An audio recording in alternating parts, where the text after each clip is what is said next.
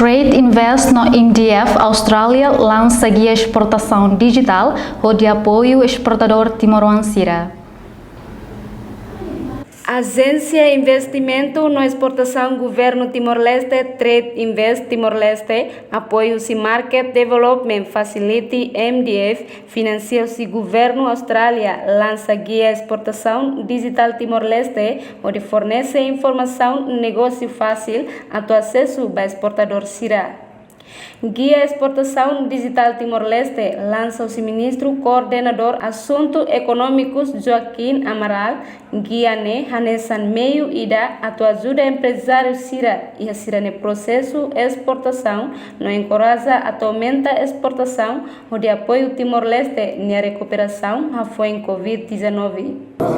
Ita marca tan momento histórico ida. Bahia itania facilitação Bahia exportação. Também maka ita agradece Bahia itania parceiro Sira, liu governo Austrália, liu si Market Development Facility.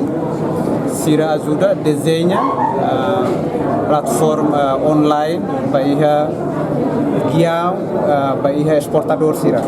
Ini sequência de Rússia guia selo Bahia investimento nebe lança tena em 2017 nebe gradualmente ita hadia reforma itania administração sistema atendimento bawana iha base digitalização então começa a usar informação tecnologia atobele servir dia que itania cliente Sira liu fornece informação, simplifica informação, vai exportador Sira, a Sira tem informação, quando vai mecanismo de exportação, potencialidades, produtos, potenciais mercados Sirnebe Sira cara que explora, e nem ajuda teve itania exportadores Sira, não temos motiva Sira a tobele produz quando ia produção nebe tuir mercado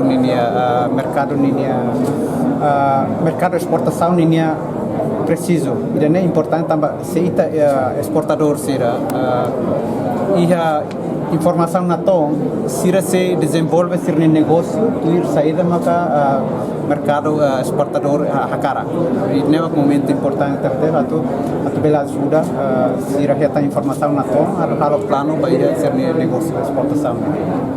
Representante diretor executivo da Trade Invest Timor-Leste, Décio Ribeiro Sarmento informa, Trade Invest Timor-Leste espera guia exportação digital ne belesai hanesan meio ida ba exportador potencial Sira, onde bele retam posição dia que é mercado internacional a tu contribui para crescimento no desenvolvimento economia Timor-Leste ba tempo naro. Reportagem de Irce da Cruz, Sabina Sansa, Televisão Timor Post.